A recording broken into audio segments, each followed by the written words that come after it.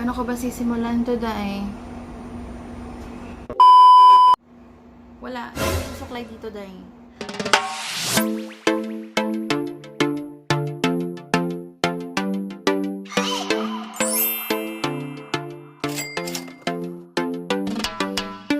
Welcome back to our channel. For today's video, tayo ay merong Shopee haul. This is not a huge haul, pero ito yung mga recent purchase namin sa Shopee. So, simulan na natin sa ating first item. Wait lang, Day. Nawala yung listahan ko, Day. Okay, so for the first item, I have here the waterproof multi-pouch travel toiletry cosmetic bag. Napakahaba, Day. So, mula sa Arturo Chico shop. I will just flash the shop somewhere on the screen. But I bought this for only 51 pesos. So, nasa loob na yung iba nating nabili. By the way, bago pala yung mga nasa loob nito, unahin natin yung para kay Baby Iron sa first birthday niya. Ayun siya, Day. Okay.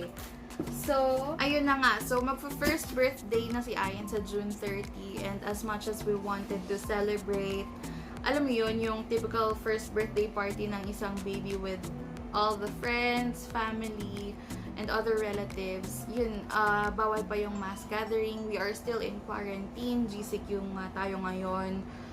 And, syempre, for the safety of everyone, mas importante pa rin yung safety nating lahat.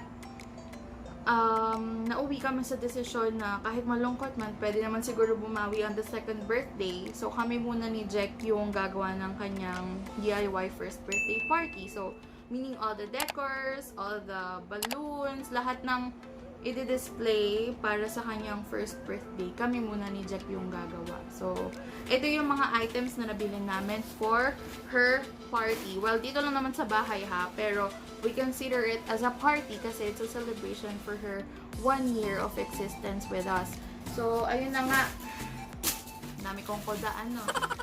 So, for the next item para sa birthday ni Ayon, meron tayong 12 inches 100 pieces metallic pearl balloon. I have it in color emerald green.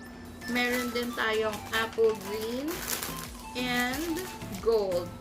Mukha na siyang orange, pero pag na-inflate na siya, gold siya.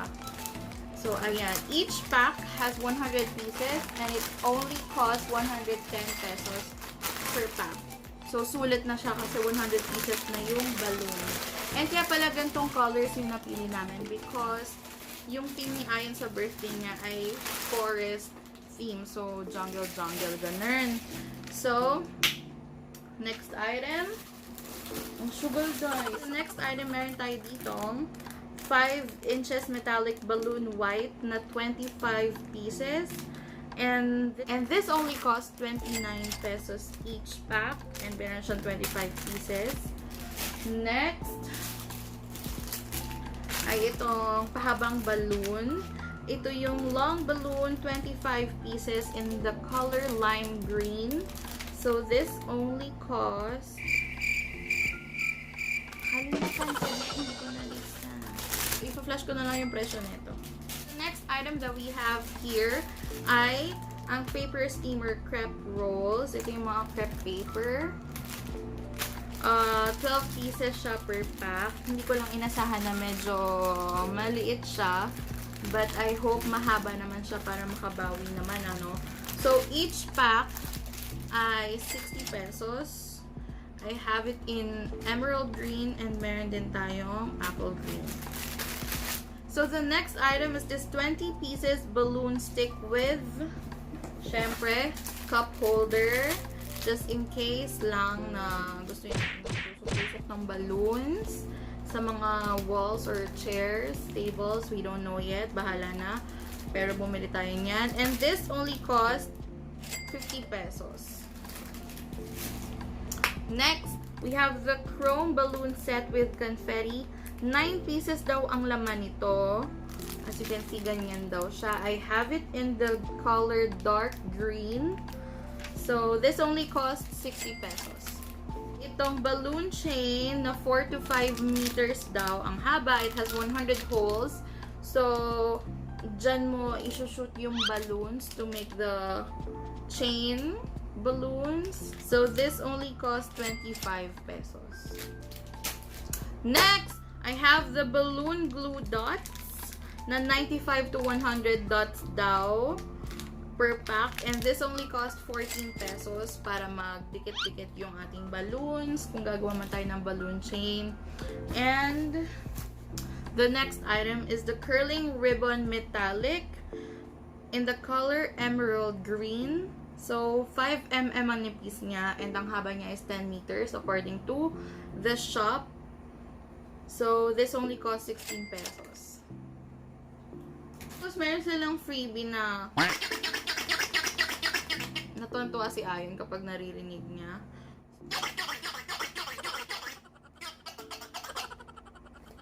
Okay, so punta naman tayo sa mga pampaganda, pampaiwas losyang sa ating mga inahin. So, bumili ako ng mga ilang skincare lang. Kasi sobrang konti lang, parang 2 piraso lang. And some makeup dahil matagal na tayo hindi nag-aayos. Mula nung nabuntis ako kay Ayon, hindi na ako naglalagay ng kung ano-ano sa mukha. So, ngayon lang ulit nag-purchase si Mama. So, first product natin sa kasamaang palad. Ito ay from Maybelline official store ng Shopee. But, damage yung foundation day. Pagdating nung foundation, so pagka-open ko ng parcel niya, parang may brown na dun sa bubble wrap niya. So, medyo kinabahan na ako. I will just insert the picture somewhere. Pero ganyan yung itsura niya. Damage talaga yung foundation. Yung binili ko pala is yung Maybelline Superstation Liquid Foundation in the shade 220 or yung Natural Beige. So, nabili ko siya ng 399 pesos. Tapos, meron siyang shipping fee na 35 pesos na ending 434 siya in total, and I already paid it online. So medyo nasayang yung nasayang pala talaga yung 434 pesos ko.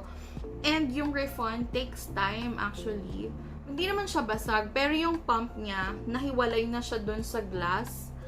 Yun yung nag-cause kung ba't nag-leak yung almost all of the product. So messy na talaga siya nung natanggal sa bubble wrap. So, ayun na nga. Move on, day. Okay, so the next product ay from Watson's official store.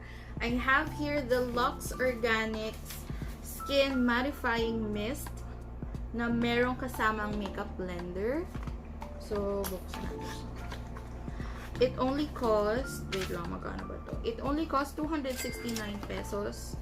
So, it's for the mist, and meron na siyang kasamang makeup blender. Wait, kuhain natin. Meron siyang kasamang beauty blender, and soft naman siya. Okay naman siya siguro gamitin sa face. Let's try it kapag gumawa na tayo ng makeup vlog. But ito na nga yung produkto, the Lux Organic Skin Mattifying Mist. I know, I get the hype. Alam kong maraming gumagamit nito. And a lot of local YouTubers, mga beauty guru, ay using this as well. So, for 269 pesos, meron ka ng blender, meron ka ng 100 ml na mist. Not bad. So, wait, mama, try nga to die.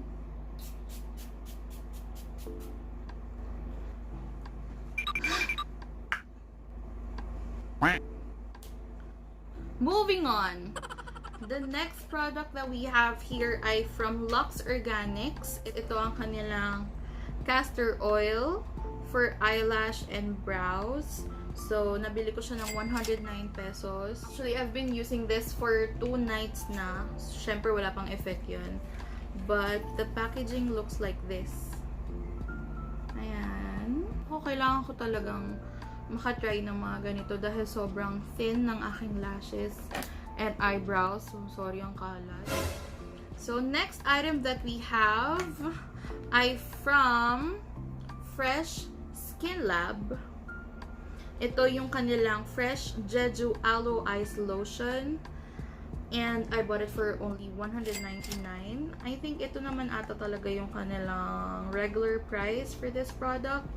So, I've been eyeing to use this for a long time. Pero inubos ko muna yung moisturizer kong nauna. I have been using this for 4 days already and so far okay naman siya. Hindi naman siya nakakross ng breakout sa akin or anything. Kung ano man yung nakikita nyo dyan, yan na yun.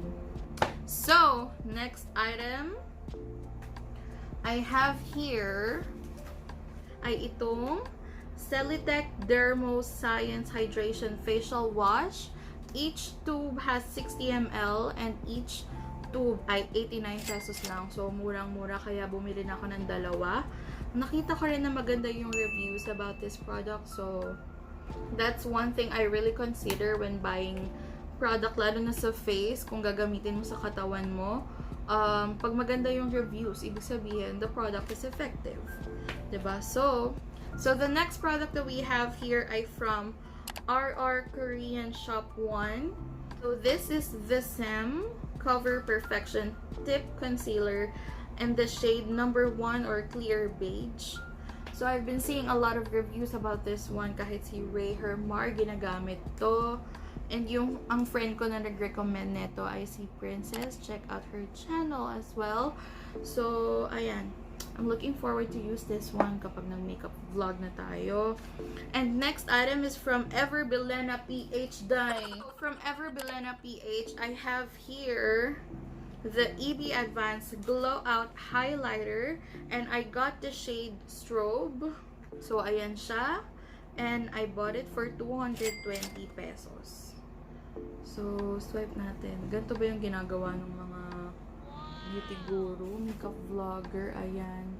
Hindi kita ka sa camera. Pero i-flash ko na sa screen. So, ayan. Next item is the EB Advanced Lip Define Matte Lipstick in the shade Stark Mauve. Buksan ko na siya actually and in-swatch na siya ng kapatid ko. Ang galing. Ang galing talaga. So, for sure, alam niyo na rin tong product na to. And, sabi sa mga reviews, ito daw yung magandang shade. So, ito try natin. Bakit hindi, diba? So this is how it looks like.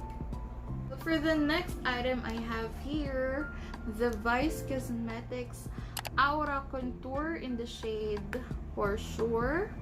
So, again, maputok siya sa mga local vloggers, makeup gurus. So, this is how it looks like. Pang contour siya ng face kasi kailangan natin yan. So, for the next item, and this would be the last shop na mababanggit natin. These are all from Maange. Girl, we're not even sure. Nagtry na akong maghanap ng mga ibang reviews about this product, pero they're not sure as well with the pronunciation of the brand. I will just flash the shop somewhere on the screen. So, kumuha ako ng kanilang liquid eyeliner. So, this is the Art Sketches Maange Thickness Type Eye Color Charm. So, this is how the packaging looks like. And bumili rin ako ng, yung pang lagay ng falsies.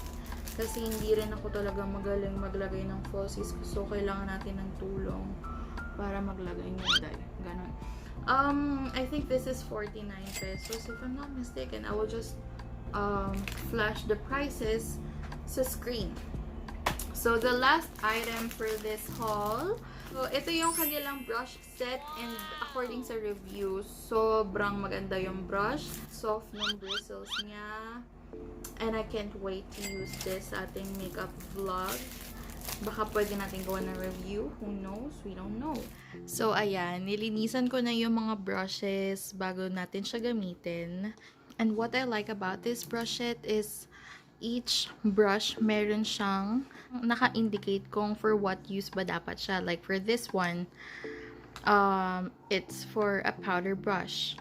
So, all the rest, meron siyang mga label for what use siya. So, like for this one, blending brush. And then, ito naman, pointed brush. So, lahat yan merong label and it's really perfect for beginners. Kaya, I recommend buying this brush set. So, ito yung mga swatches na hindi nakuha ng camera kanina. This one right here, ang strobe from Everbelena. Next one is yung lipstick from Everbelena as well in the shade Stark Mauve. And the last one is yung eyeliner from Maange. So, ayan. Total ng lahat ng napamili natin sa Shopee on this haul ay ito. So that's it for today's vlog. I hope you enjoyed this video and see you on the next one. Bye!